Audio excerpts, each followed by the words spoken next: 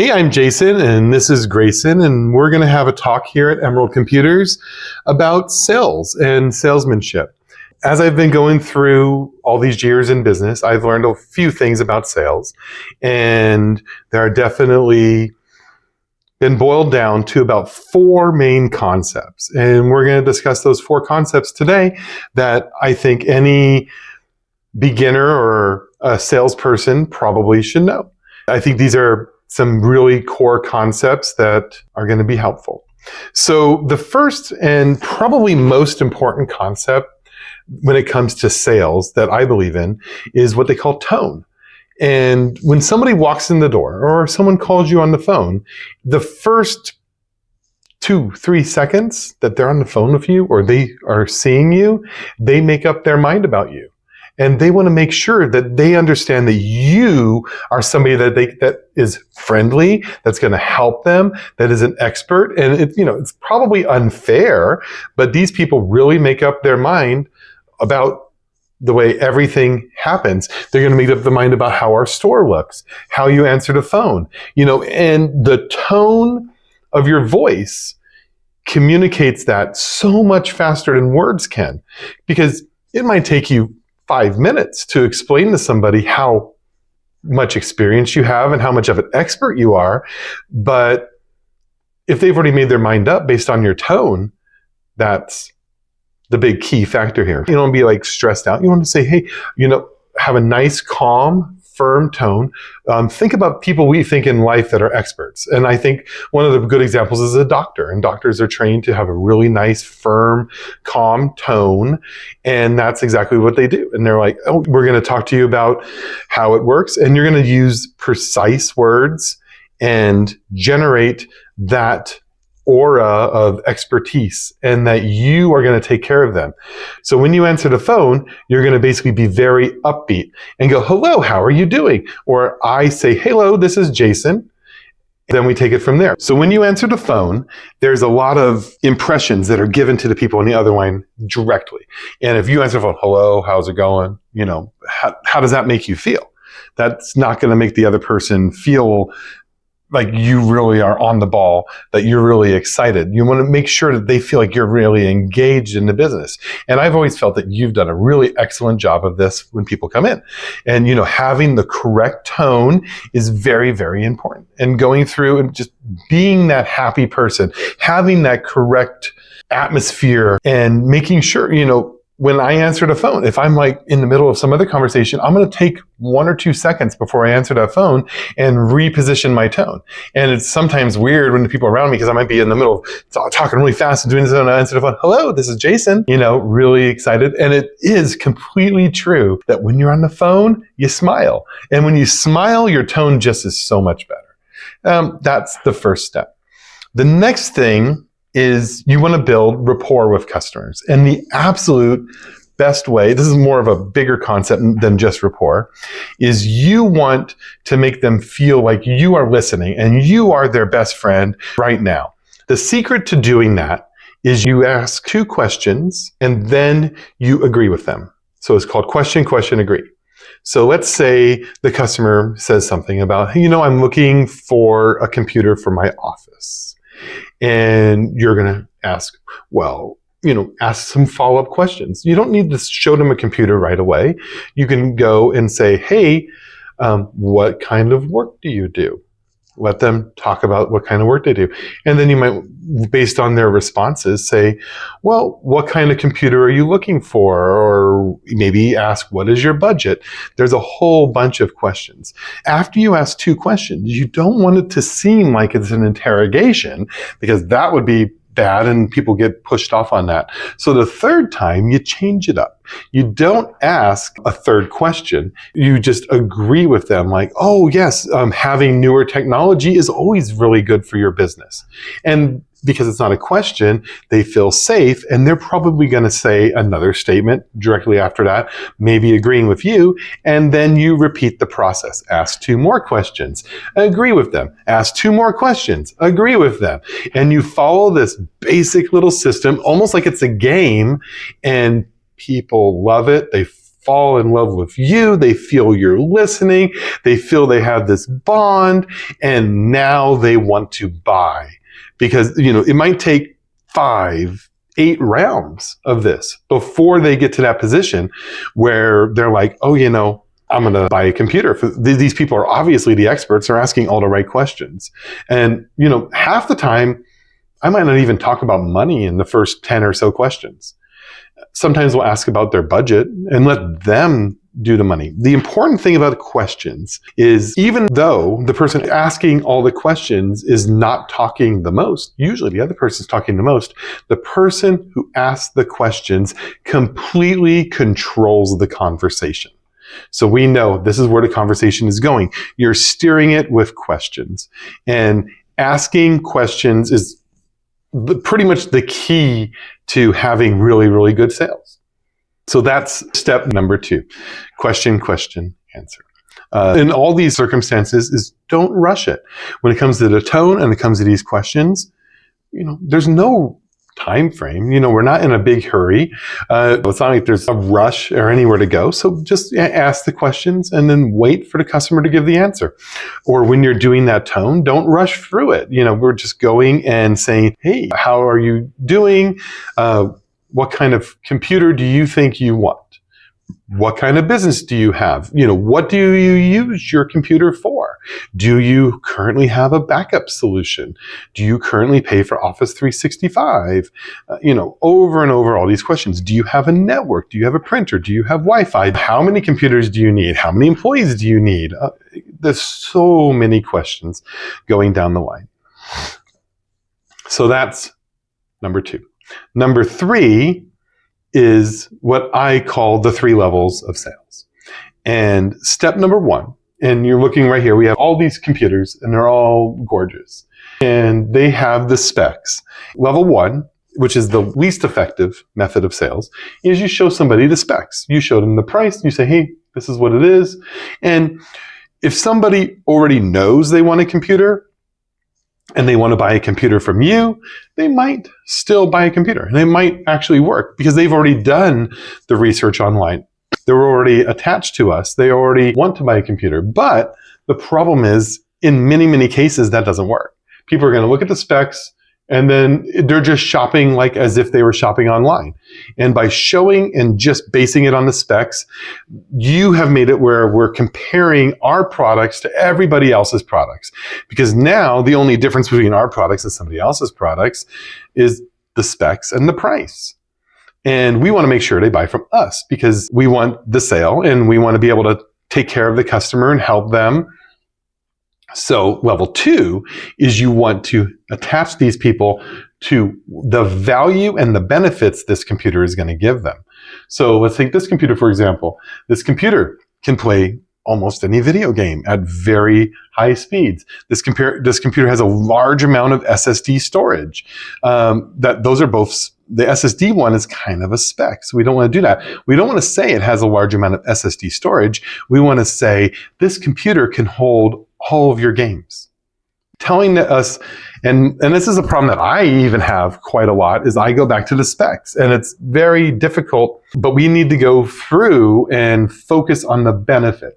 Like when Apple first started selling their first iPod, they never told people, hey, this has 8 gigs of storage. That's not their advertising. They said this will hold 2,000 songs. None of their advertising had the 8 gigs of storage because that's irrelevant. It's not relevant to the customer that this has a terabyte of storage. It's relevant to the customer that this will hold, 30 pretty big games. Now, there are, and we of course, we know because we're techs, that there are some huge games. But on average, this will hold a lot of games. If there's somebody who's into pictures, you could tell them that this will hold 1 million pictures. Or if someone's into movies, you can say this drive on here has enough space that if you wanted to be a pirate and download movies, we're not going to tell them how, but you could probably hold 800 to 1,000 movies on this SSD before you run out of space. Full-length movies. A terabyte of storage is a lot. If you just say a terabyte, it doesn't resonate with people. But you want to go a step further. You want to say this computer, We take, let's say, an Optiplex, a nice 10th gen Optiplex that we've refurbished. We can show a customer this computer and say, this computer will make your employees significantly more effective. They're going to save 3 to 4 hours every single week because this computer is faster. It's going to crash less. It's going to load pages faster. It's just going to work so much easier. They're going to enjoy it. You're going to have better employee retention. And then you can go back and say, well, if it saves 4 hours a week, what do you pay your employee? Let's just say $20 an hour. So this computer is going to save you $80 a week because that employee is going to do an extra 4 hours of work. So selling the feature of what a benefit it does for your company or your business is level 2 selling. And that's something that really our competitors can't do on a website. They can't explain to the customer unless they're really, really good at marketing. And I would say 99% of our competitors are not. If we can go to a customer and say, this is going to make you more efficient. This is going to make your business work better.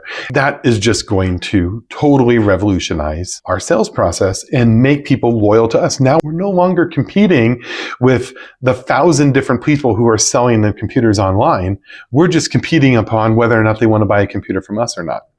And then we have level 3 selling, which is even better than level 2 selling. And that's where we focus on the emotional impact. The other levels of going through and saying, having this computer is something that's going to be maybe a status symbol. It's something that's going to make you happy. It's something that's going to make you prestigious in your peer group. Let's go back to the techie side. There's pretty much no reason anybody needs to buy a 5080 graphics card. I would say 99% of the games you run are going to run just as well on a 4080 as they are going to run on a 5080. And most of them might even run on a 3060 or 3070 just as well. And if you're a techie person, you understand what all this means. But yet, people are going out there and spending thousands, literally $2,500 to buy a 5080. And why are they buying a 5080? They're not buying it because they want a 5080 and they need the 5080, because the 5080 is not going to run that much better, and it's definitely not worth the $2,500 they're spending on it. They're spending it because of sales level 3, because they want to brag to their friends that they have a 5080. They want to show off that 5080. They want to show off the money they've made. And that's another thing that Apple honestly does really well. Hey, you don't have an iPhone? Let's put that little blue bubble on your thing. So when someone who uses an Apple communicates with somebody who doesn't use an Apple, they'll know that the person they're talking to doesn't use an Apple, and they can shame them and tell them to buy an Apple. And that's exactly why they have that blue bubble, the blue bubble of shame, which I feel is just a complete marketing tactic. And it works. It does work for some people. There's a small subset of the population that will look at people and say, oh, you don't have the blue bubble. Well, that's weird. You're kind of crazy. I don't even want to do business with you. And, that's crazy. All right. I'm not an Apple user. I use OnePlus. I think you're an Apple user, but it's okay. You understand. But appealing to people's emotions is the key to wrapping in the sales. And you want to talk to them like, how would it feel if you knew that all your data is secure? You don't have to lose sleep at night because we know now we've backed up your data. We have an external backup over here. All your data is secure and you're running on this really nice newer computer that's not going to fail. When you want to work from home and you want to go take your laptop somewhere, we know that by buying this computer from us today, you're going to have that confidence and you're going to feel confident about going to those customers and being able to work without having to deal with the stress and the headaches of having a computer that's been failing, or a computer that doesn't turn on all the time, or a computer that's slow or old, or any of the reasons, whatever their existing computer is. And you appeal to that, who's going to not buy a computer right now today and do that? That's level 3 selling. And that's someone walks in the door and you'd say that sales pitch versus saying, oh, well, yeah, it has a 10th gen i5 and 8 gigs of RAM. Or which level looks better, right? That's the thing, is like that third level selling. And if we can get to the point where we're operating in that third level, a good chunk of the time. And even me, I know it's hard. And sometimes I forget and I drop all the way down to level 1 and I'm like talking about specs and then I catch myself and I'm like, no. We have to do at least level 2 and, level 3. How do they feel? How does it make the customer feel after they own our product? And that's level 3 selling right there. So that's the third point, are the 3 levels of selling. Now we're going to do the fourth and final point. And this is what I call decision fatigue. When people want to buy something, they've already been shopping around. They've already looked at various other stores. They've looked on Amazon. They've looked on the internet. They've looked on eBay. They've been shopping. And a lot of times they're just tired. And they want somebody to just make a decision for them. And what we want to do is we want to ask the appropriate questions. What does your business do? Or what did you do at home? What programs do you run? What does it do? And then we go and we pick 2. And only 2, not more, not 1, maybe 1 if we don't have a lot of inventory. But we try to pick 2 computers that will solve their problem. And we're going to say, okay, well, after listening to you, and I'm the expert, it says computer expert right here on our shirt, and we're the expert, we're going to say, yeah, it's either this computer or this computer. We don't want to show them, hey, we have this whole wall of computers, because we do have this whole wall of computers. But we want to say, no, these are the 2 computers. I've even gone so far, especially when they're laptops, is I'll take the 2 computers and I'll separate them and put them at the POS desk, because I'm going to be like, yeah, these are the 2 computers that'll solve your problem. You want A or you want B? And I'll usually pick 2 that are fairly close to each other, or maybe right around the budget. Usually if they've talk to you long enough and you have a budget, I'll do one that's right under their budget and one that's right over their budget. And I'll be like, well, which of these 2 computers? And I'll do the pros and cons and let them decide. If you show them 15 computers or 20 computers, then the problem is they're like, oh my gosh, I don't know what to do. I'm going to have to go home and think about it. And they walk out the door and we just lost the sale. And that happens time after time. I can show you almost every single time, as soon as you show them 5 or 6 computers, or you say, oh, here's the whole wall of computers, you've lost the sale and you just killed it. And that's where we want to be like, okay, no.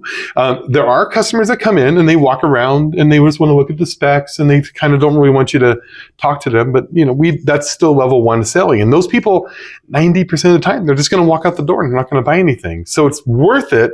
Even if they say, hey, I don't need help, I'm just going to look around, help them out. Get them at least to level 2 selling and try to figure out what their needs are by asking question, agreeing with them, and having the right tone. You bring it all back together into a giant picture, and now you have a really good sale. Now, we were talking a little before this video about going and increasing our sales totals. One of the easiest ways to increase sales totals is to do add-ons. And decision fatigue also works with that. Once somebody says yes to the computer, they're very likely to say yes to the first 2 or 3 add-ons that you give them. So let's say they're buying a laptop today. Well, when you buy a laptop, you're going to need a laptop bag, because that's like insurance. You're protecting your laptop. So because you don't want to have someone sit on your laptop. You don't want to accidentally have it slip out of your pile of books and break. Investing in buying a laptop bag is a very good solution. And once you express it that way, over half the people buy a laptop bag. And then you're going to say, well, do you like using the touchpad, or would you rather have an external mouse? We do a deal, $5 off on an external mouse today. So people are going to be like, okay, yeah, I'll buy that external mouse. And they'll buy the external mouse. And that was probably a 50-50 sale. But if you ask it, on laptops especially, you get about half. It's 50-50. On desktops, another similar add-on would be Wi-Fi. Because most modern desktops, a lot of them come with Wi-Fi, but a lot of them don't.